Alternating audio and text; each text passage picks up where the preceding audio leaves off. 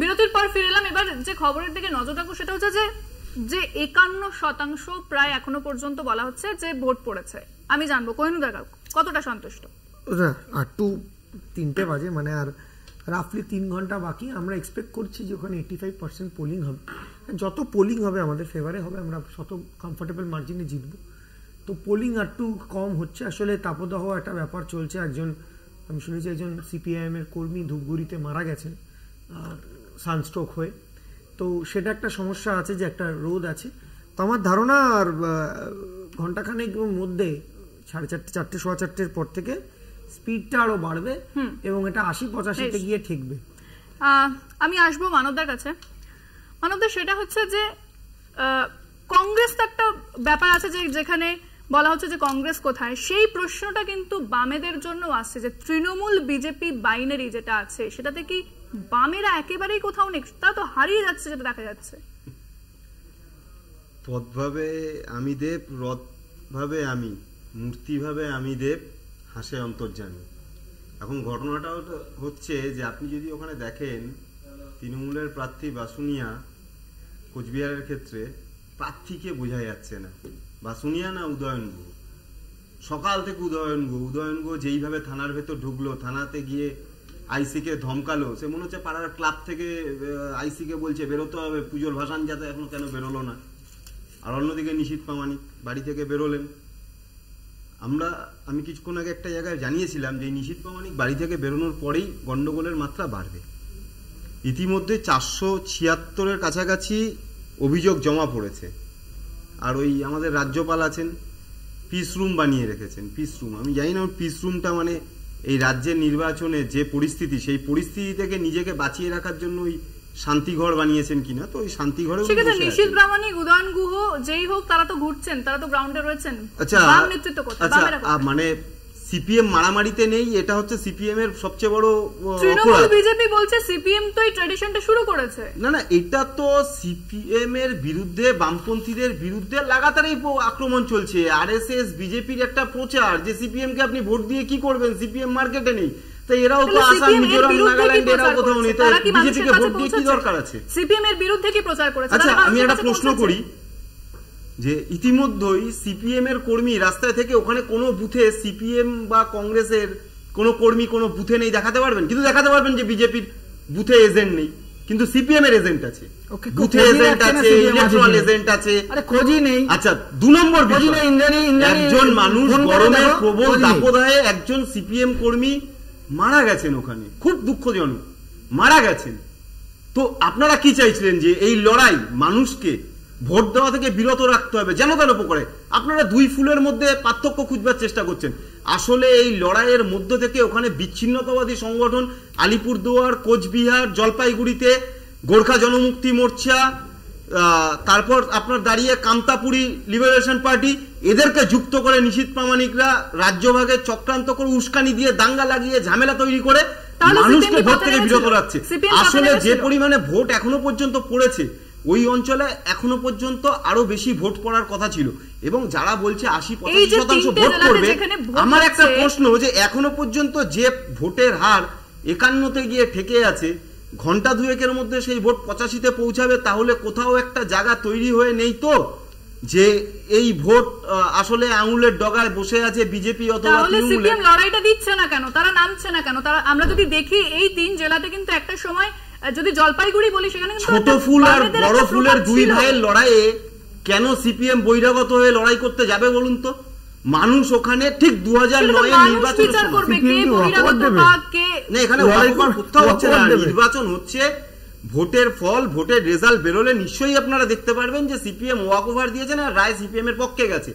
কারণ উত্তরবঙ্গের মানুষ এটা স্পষ্টভাবে বুঝতে পেরেছে আসলে নিশীথ প্রামাণিক বা উদয়ন গুহ কেউ আসলে মানুষের জন্য লড়াই করছেন না, কে তার নিজের দলের কাছে বড় জায়গা ধরে রাখবেন। তোমাদেরই ছিল তখন, মানুষের নিশীথ প্রামাণিকও তো আপনার তৃণমূলেরও ছিল, বিষয়টা সেটা নয় না।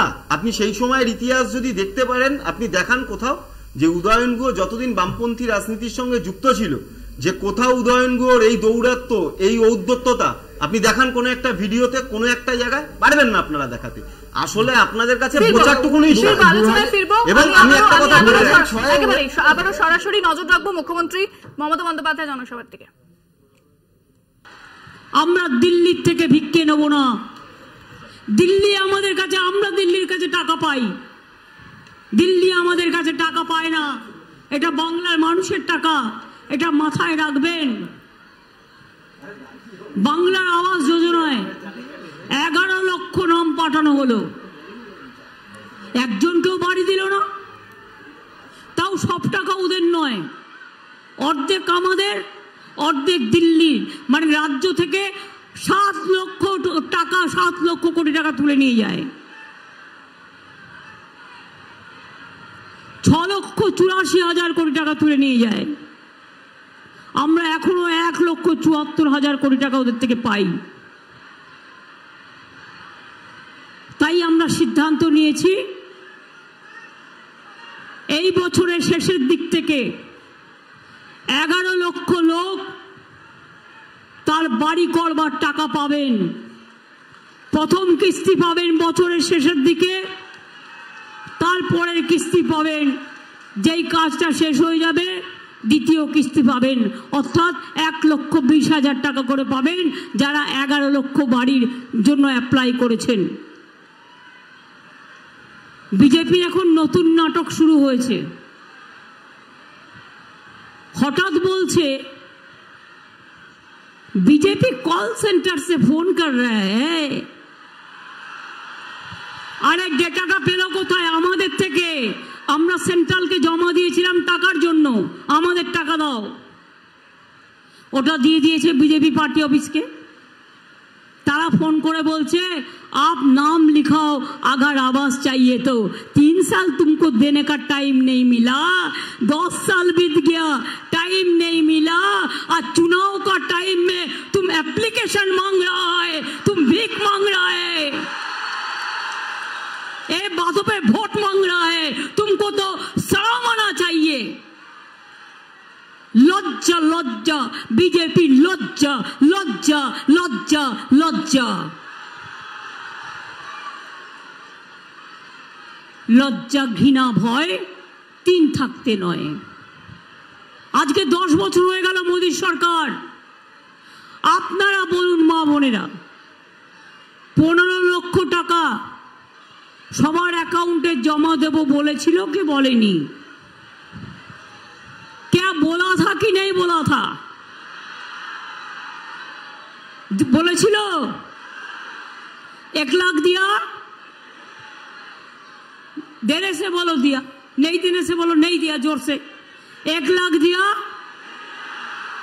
2 लाख दिया, 3 लाख दिया, 4 लाख दिया, 5 लाख दिया, 6 लाख दिया, 7 लाख दिया, 8 लाख दिया, 9 लाख दिया, 10 लाख दिया, 11 लाख दिया, 12 लाख दिया, 13 लाख दिया, 14 लाख दिया, 15 लाख दिया। अरे छोड़ो, 50,000 दिया, 50,000 रुपया दिया किसी को। फिर जुमला शुरू किया, आबार भावताबाजी, आबार धंधाबाजी, आबार ईडीआई सीबीआई आयकर मीडिया সবাইকে নিয়ে। আমি সব সেন্ট্রাল ফোর্সকে ভালোবাসি, আমি এটা নয় যে ওদের বিরুদ্ধে, I am not against of them, but this is the first time আমি যেটা দেখছি, they are using Central Force as their party cadre. I condemned it. আমি এক লাইন ইংরেজিতে বলবো যাতে বিজেপি কমিশনের কানে যায়। With my humble regards, may I bring to your kind knowledge, BJP Commission, please, why in Kuch Bihar election only the central forces are working, not even the state force only armed police from the central government, CAPF and state police, only one home guard. Why? Why? How do you expect the impartial election, the pre-election, the fair election? You became a BJP commission. I am really sorry to say, we are shocked. এরা চায় দেশ বিক্রি হয়ে যাক, এরা চায় জাতি বিক্রি হয়ে যাক, এরা চায় ধর্ম বিক্রি হয়ে যাক, এরা চায় মানুষ বিক্রি হয়ে যাক। এনআরসি করবে বলেছে, আপনারা এনআরসি চান? না চাইলে জোরে 3 বার বলতে হবে না না না। এনআরসি চান? আরো জোরে বলুন, এনআরসি চান? কে চান? কে চান? কে চান? ইউনিফর্ম সিভিল কোড চান? ইউনিফর্ম সিভিল কোডের মানে জানেন তো? কারো আর কোনো ধর্ম থাকবে না। মোদি ঠিক করে দেবে আপনি কি খাবেন, আপনি কখন ঘুম থেকে উঠবেন, আপনি কি শাড়ি পরবেন, আপনি মাছ খাবেন না আপনি মাংস খাবেন, না আপনি বার্লি খাবেন, না আপনি সাবু খাবেন, না আপনি কি খাবেন, আপনি কোন ধর্মে চলবেন। আপনার ছেলে মেয়েদের আপনার নিয়মে বিয়ে হবে না, আপনার ধর্মীয় কাজ হবে না, আপনারা ধর্মীয় আচার অনুষ্ঠান করতে পারবেন না, কারো কোনো আইডেন্টিটি থাকবে না। দলিতদের আইডেন্টিটি সংকটে থাকবে, আদিবাসীদের আইডেন্টিটি সংকটে থাকবে, সংখ্যালঘুদের থাকবে, হিন্দুদেরও থাকবে। হিন্দু মানে নানা ভাষা নানা মত, কেউ দুর্গা পুজো করে, কেউ কালী পুজো করে, কেউ শিব পুজো করে, তো কেউ মা চণ্ডীর পুজো করে, কেউ রক্ষাকালী করে, তো কেউ চামুন্ডা কালী করে, কেউ ছিন্নমস্তা করে, তো কেউ সিদ্ধেশ্বরী করে, কেউ সর্বমঙ্গলা করে, তো কেউ ভবতারিণী করে, কেউ মা লক্ষ্মী করে, তো কেউ বিষ্ণু মাতা করে, কেউ শেরওয়ালি করে, কেউ জগদ্ধাত্রী করে, কেউ গণপতি করে, কেউ মহাকাল শিবের পুজো করে। সংখ্যালঘুরা আল্লাহর কাছে দোয়া প্রার্থনা করে লা ইলাহা ইল্লাল্লাহ মুহাম্মদ রাসূলুল্লাহ বলে। খ্রিস্টানরা মে গড ব্লেস ইউ বলেন, পাঞ্জাবিরা বলে বলে শনিহাল সৎ শ্রীকাল, আমরাও বলি ওং সর্বমঙ্গলা মঙ্গলে শিবে সর্বাত্ম সাধিকে শরণ্যে ত্র্যম্বকে গৌরী নারায়ণী নমস্তুতে সৃষ্টিস্থিতি বিনাশনং শক্তিভূতে সনাতনী গুণশ্রয়ী গুণময়ী নারায়ণী নমস্তুতে। আমার আদিবাসী ভাই বোনেরা জয় জোহার বলেন, তাদের মাজিদ থান আছে, তাদের জাহের থান আছে, এক একটা ধর্মের এক এক রকম তাদের সম্পদ, ধর্মীয় সম্পদ সব চলে যাবে দেশ থেকে। দেখেছেন একদিনে 147 জন এমপিকে লোকসভা রাজ্যসভা থেকে সরিয়ে দিয়ে সাসপেন্ড করে 39টা বিল পাস করেছে। আমি অনেকদিন আগে থেকেই বলছিলাম ইউনিফর্ম সিভিল কোড আছে, দেখেছেন খাঁচার থেকে বেড়াল বেরিয়ে পড়েছে। আবার কি হলো? আমি কিন্তু স্ট্যাম্পিড হওয়ার দায়িত্ব নেব না, তাতে আমার মিটিং ছোট করতে হলে আমি মিটিং ছোট করে দেব।